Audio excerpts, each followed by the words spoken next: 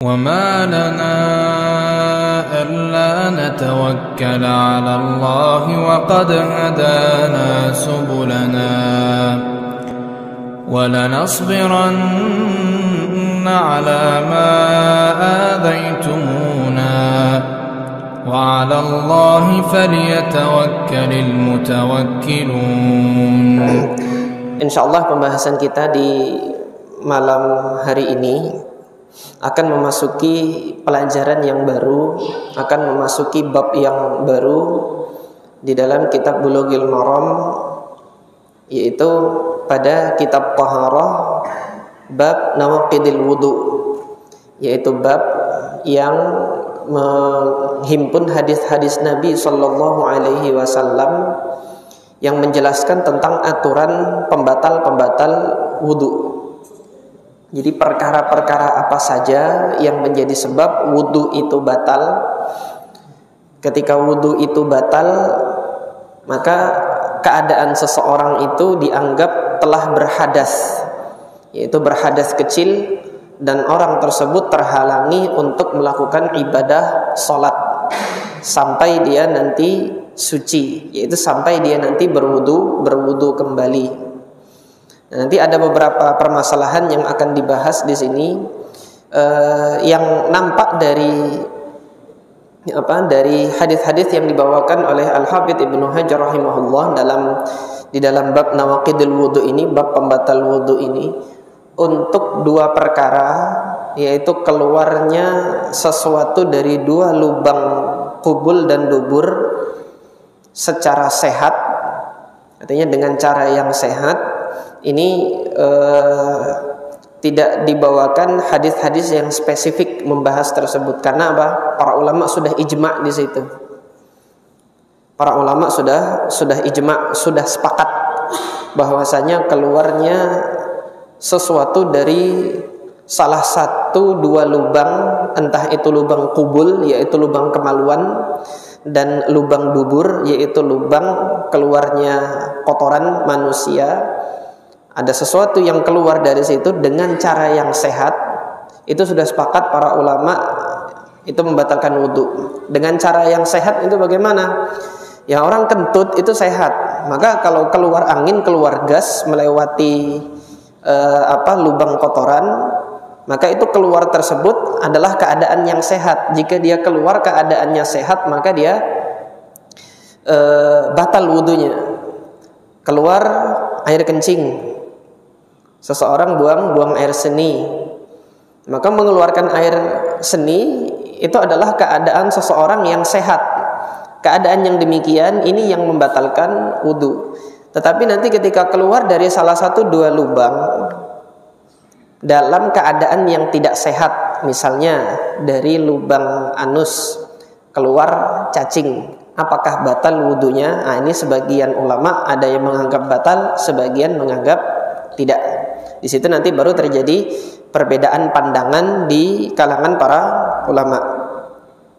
Adapun hadis yang dibawakan oleh Al-Hafidz Ibnu Hajar rahimahullah dalam bab ini, untuk yang pertama adalah hadis Anas ibn Malik yang membahas tentang tidur. Apakah tidur itu merupakan pembatal wudu atau tidak? Hadis yang dibawakan di sini adalah hadis Anas bin Malik.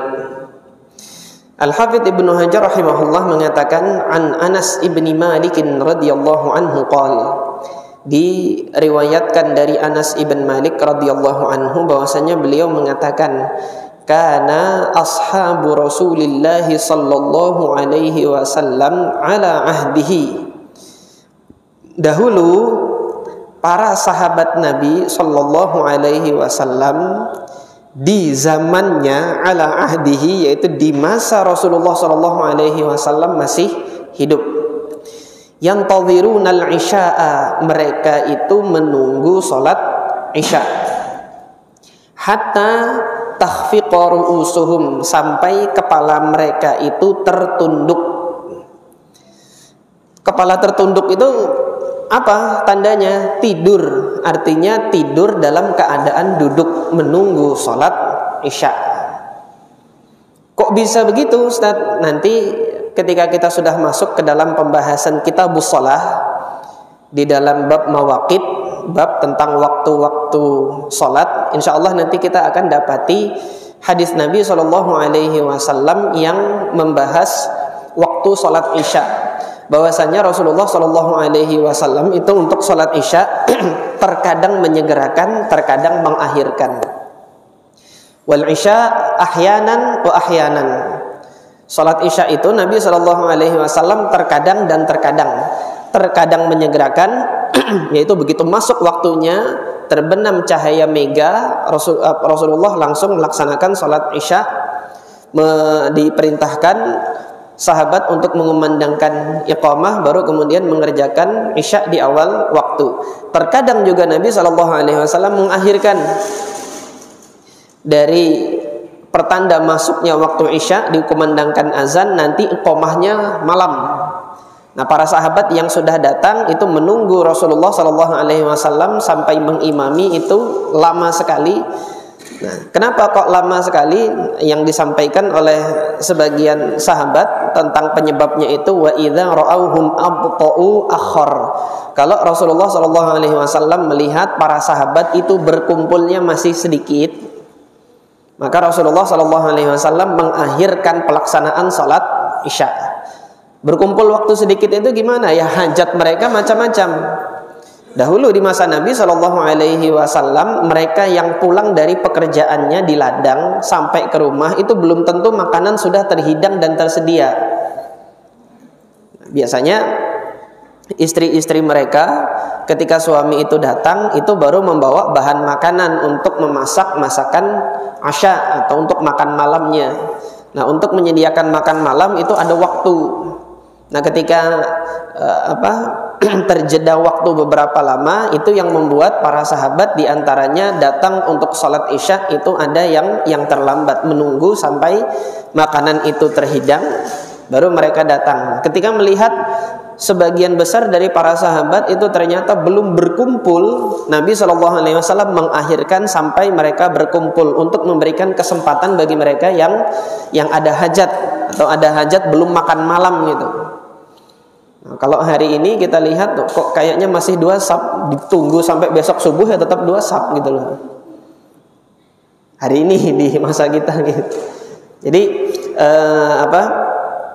ini yang menjadikan sebagian sahabat yang sudah datang menunggu mereka yang belum datang dan menunggu Rasulullah SAW. Rasulullah juga menunggu yang belum datang.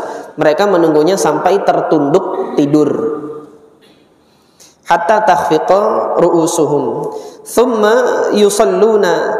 Ketika Rasulullah sudah datang, kemudian dikumandangkan iqamah oleh Bilal ibn Rabah, mereka langsung salat. Tidak keluar ngambil air wudu, enggak. Wala yatawaddaun, dengan tegas Anas bin Malik di sini mengatakan wala yatawaddaun, mereka salat langsung dan tidak berwudu. Akhrajahu Abu Dawud, diriwayatkan oleh Al-Imam Abu Dawud.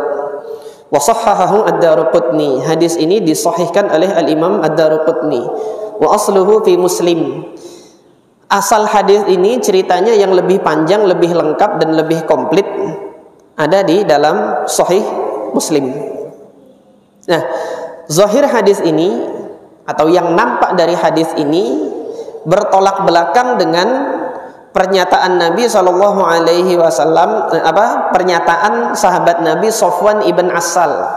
Kemarin di bab Al-Khuf, pembahasan tentang khuf, kita sudah membahas hadis Sofwan ibn Assal, yang mana kemarin kata Imam Bukhari ini adalah hadis yang paling sahih di dalam bab permasalahan khuf,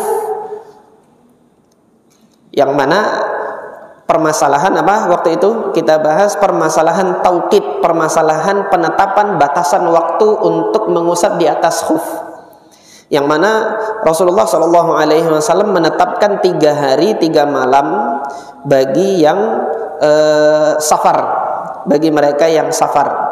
Nah, mungkin kita baca kembali hadis Sofwan ibn Assal.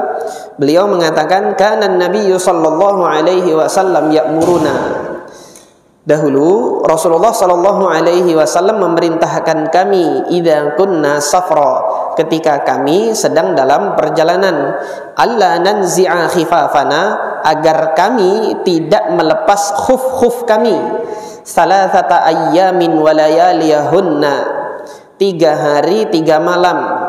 Selama 3 hari 3 malam kami disuruh oleh Nabi untuk tidak melepas khuf kami, akan tetapi cukup untuk diusap di atasnya saja, kecuali illa min janabatin, kecuali kalau kami junub. Kalau junub itu harus mandi, dan kalau mandi khuf harus dilepas, tidak boleh diusap. Akan tetapi kata siapa? Kata Sofwan ibn Asal, kebolehan mengusap di atas khuf itu adalah min ghaitin, karena buang air besar. Nah, berdasarkan hadis ini, buang air besar itu pembatal wudu.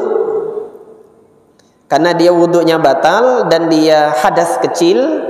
Untuk hadas kecil, wudunya boleh diusap di atas khuf selama 3 hari 3 malam. Wabaulin, yang kedua disebutkan adalah buang air kecil. Nah, berdasarkan hadis ini, buang air kecil dia adalah pembatal wudu. Berdasarkan hadis ini dia adalah pembatal wudu, dan ini adalah termasuk hadas kecil. Boleh untuk berwudu dengan mengusap khuf di atasnya. Yang ketiga disebutkan oleh Sofwan ibn Asal, wa naumin, karena sebab tidur. Pertanyaannya di sini, tidur itu disandingkan dengan 2 pembatal wudu. Kemungkinannya tidur ini adalah pembatal wudu, gitu.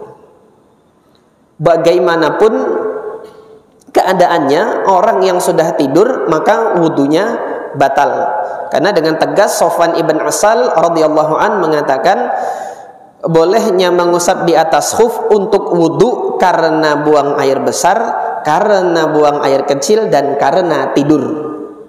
3 perkara yang disebutkan tidur disejajarkan dengan buang air besar dan buang air kecil. Secara nampak hadis Sofwan ibn Asal menyatakan tidur adalah pembatal wudu.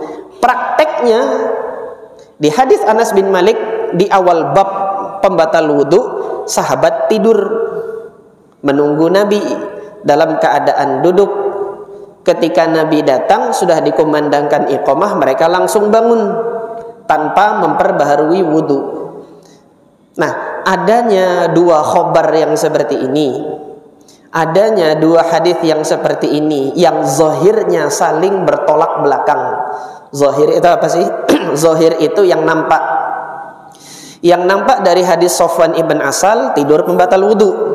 Yang nampak dari hadis Anas ibn Malik, tidur bukan pembatal wudu. Ini mana yang benar? Sampai di sini kan bagi kaum muslimin, tidur ini ada 2 kemungkinan status. Kemungkinan yang pertama dia pembatal wudu, kemungkinan yang kedua dia bukan pembatal wudu. Kira-kira ada nggak kemungkinan yang ketiga? Gitu. Ada saja, tapi nanti kita bisa mendapati kemungkinan yang ketiga ini setelah kita cermati satu persatu hadis-hadis Nabi SAW yang berkenaan dengan tidur dan wudu, kemudian bagaimana aktivitas para salaf berkenaan dengan tidur, pandangan mereka itu bagaimana.